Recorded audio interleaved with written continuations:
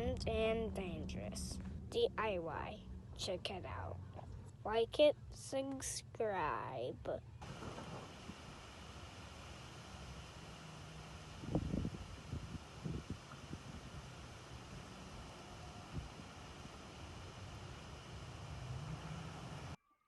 Well, welcome to my garage.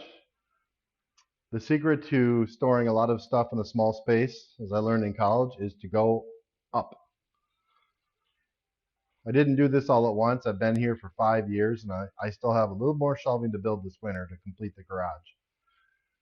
As you can see, this is my favorite style of shelving. My whole house is full of it. It's very cheap to build and extremely strong. What you want to do is only have things you cannot lift on the floor. That's the goal.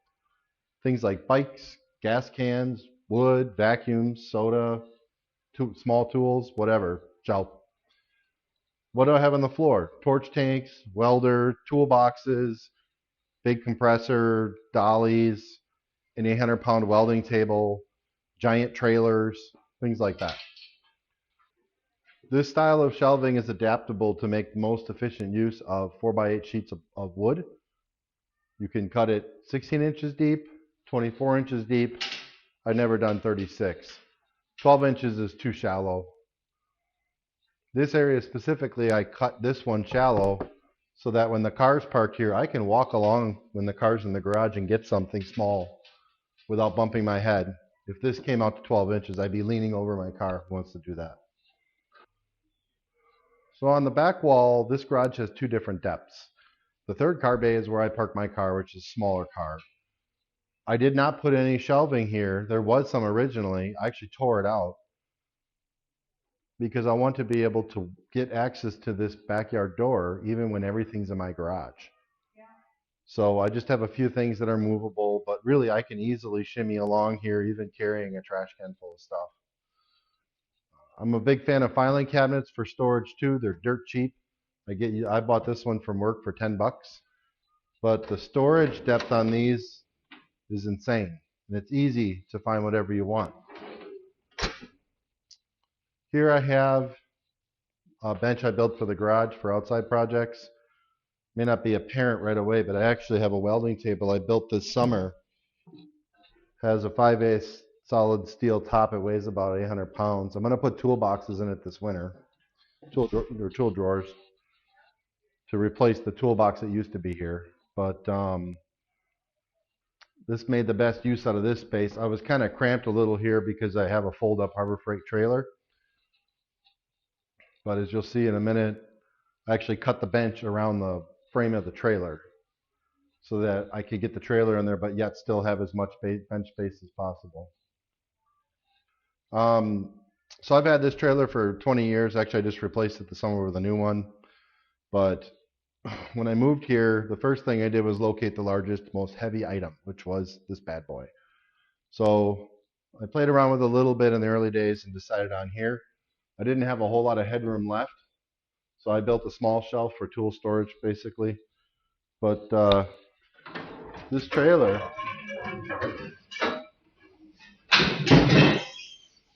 after making an obscene amount of noise,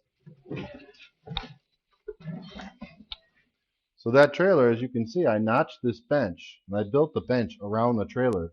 Again, max storage here, but yet I still have a bench grinder that normally would be 2 feet over here. So just ways you can be creative. So you'll see all along the very top of my garage, the white shelving. That's the first shelving I ever built of this style. And that was how I got all three cars in my garage the first winter. If you can only do one shelf, I would do one 2 feet from the ceiling, like what I did. I have it all the way around the garage. That was how I got the third bay emptied and up out of the way so I could put all three of my cars away. This area here, I've never really known what to do with. I originally had an aluminum ladder hanging there, but I've since started storing it outside. This was for a snowblower, but when I bought my new tractor, I bought a snowplow blade, and so I sold the snowblower last winter to a coworker. So this will be vastly improved in a soon-to-happen project in the next couple of weeks. It will, it's going to have the generator, the plow blade, sawhorse storage, tons of extra shelving. All that's going away over here.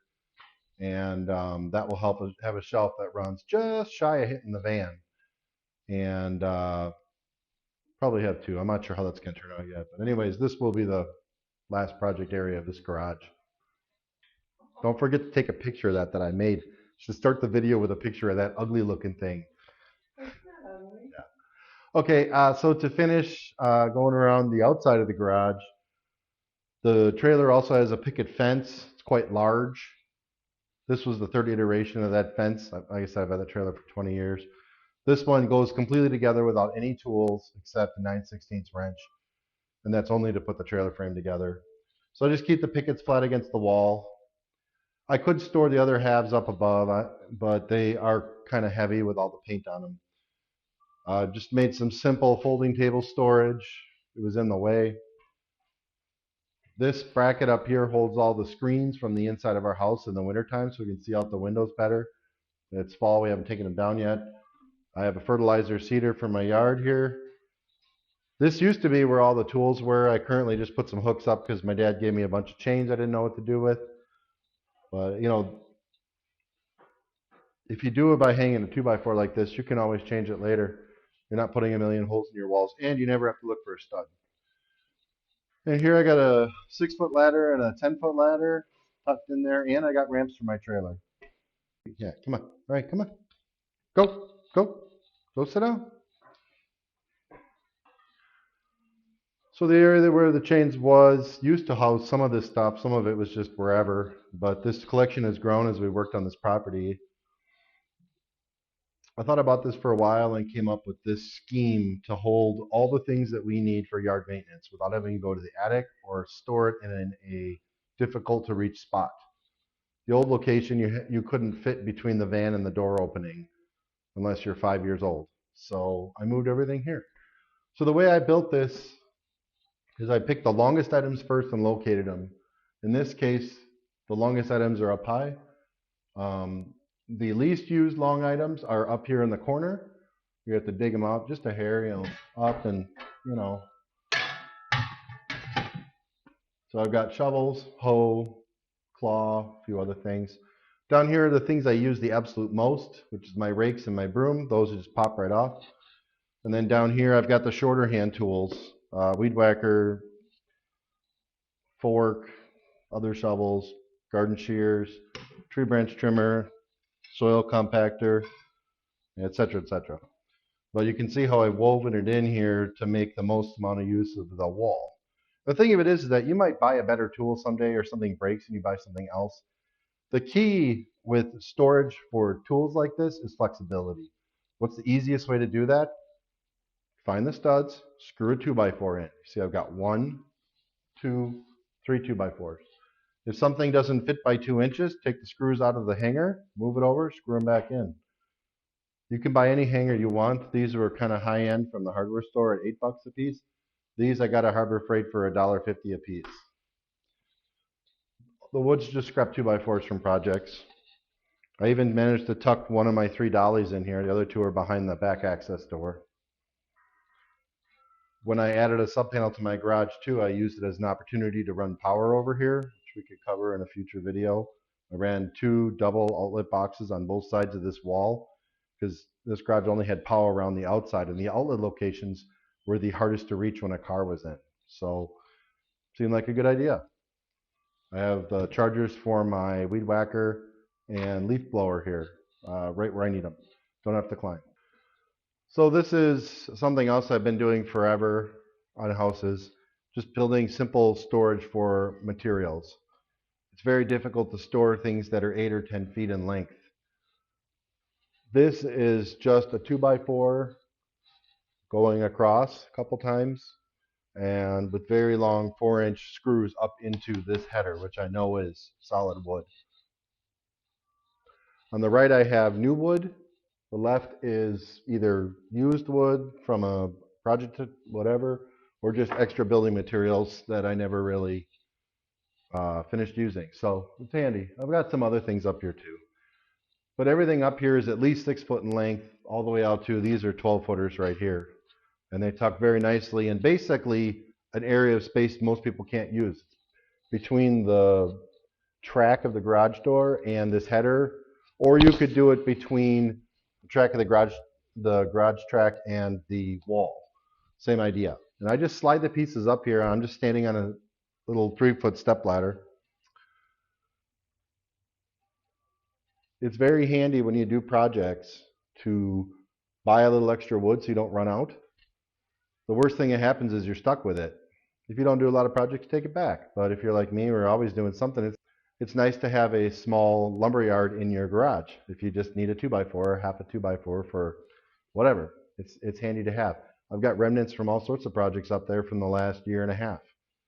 And if I build something and don't like it, I take it apart. I just put it back up there. So it's nice to be able to store it rather than burn it or throw it out. Or if you keep it outside, it will surely warp. Another simple thing you can do, you already have an outlet here for your garage door opener with one open plug. Why not use it? You can buy these for 30 bucks at any home improvement store. It's just an extension cord on a pulley, and this thing will go out about 40 feet. I use it the most for plugging in a vacuum in when I clean my cars out. But it's useful for a lot of things, especially if you're doing projects and you have big tools up here. You're not tripping over extension cords. You can make this as long or as short as you want. So you may have noticed too that that trailer is stored vertical in my garage. How do I get that down? Well, the way those trailers work is the tongue flips up vertical and then the whole trailer tips down. Well, in this garage, the trailer tongue would be through the ceiling, so you can't do that. So I originally installed this winch. This is just a Harbor Freight winch with the snatch block on it. It's capable of lifting 400 pounds, although I've lifted more than that. It's a strong little guy. I've had this thing 5 years. It works great. I use that to lift and lower the trailer in the garage while I'm out of the way and everyone's safe. It's worked great. It's really handy to have a winch in a garage for lifting heavier things, whatever it may be, especially if you're into projects in a small way.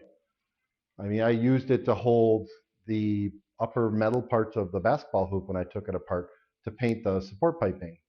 It's better than bending over and having to flip a wet piece of paint. Very handy.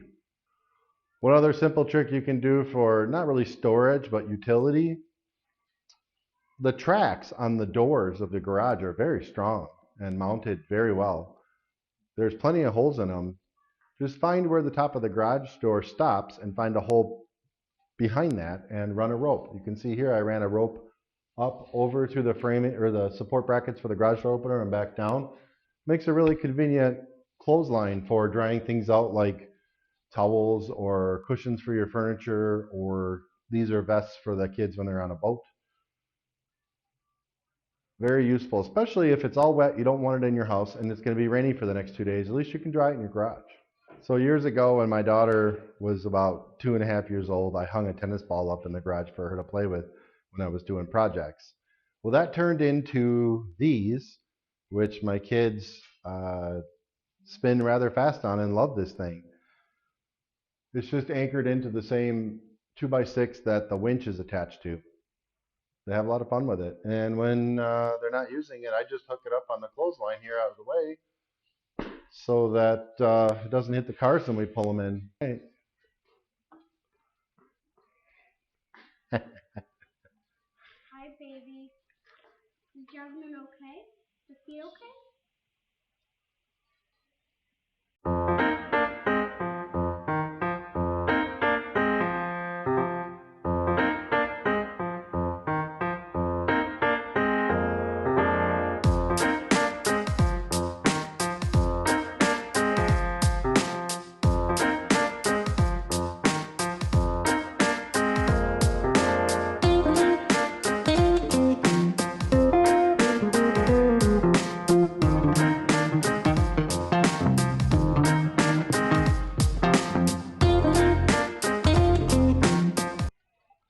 As you can see, there's plenty of space to go between the cars. I do park the van at a slight angle that way to make it wide enough to pull the trailer out without moving the van. I'm 6 foot tall, big enough to carry a bag or a box. As you can see, being parked on a taper, even though I have to climb through the passenger side, this is a third vehicle. We don't drive it that often. It mostly sits here unless we're on a road trip or hauling building supplies. But, I'm standing here. We've got a good 4 feet with a direct path to the door into our kitchen. As you can see, there's still at least 2 feet of space to walk through in front of Amy's car. Makes it easy for me to get to my car, even in the dead of winter when it's very cold out. You can also do small projects at the bench. It's nice in the wintertime not have to pull a car out just to fix a toaster or something. As you can see, even with the 3-car garage here, there's still plenty of space left. And you can see now all this dead space in front of the van. That's why it's the next target zone of project, shelf building, etc. As you can see, there's still space, not much, but I can do it, to get in front of my car. And the pressure washer and the heater can be moved. Those can be put in the attic or wherever. Gives me a little flexibility as well. So last video, there's still space to get along this wall. This is the car that gets left out the most when I'm doing projects. As you can see, and I'm not a small guy, I can easily even twist and turn in here to reach things up high. It's kind of hard to show this in a video, but the space between the cars, the kids can get these doors open to get in. An adult can't, but a kid can. There's still space to walk alongside the cars to get out of the garage too. There's plenty of space for me to get into my car as well. Anyways, I hope you enjoyed this video series and video or whatever, and talk to you again.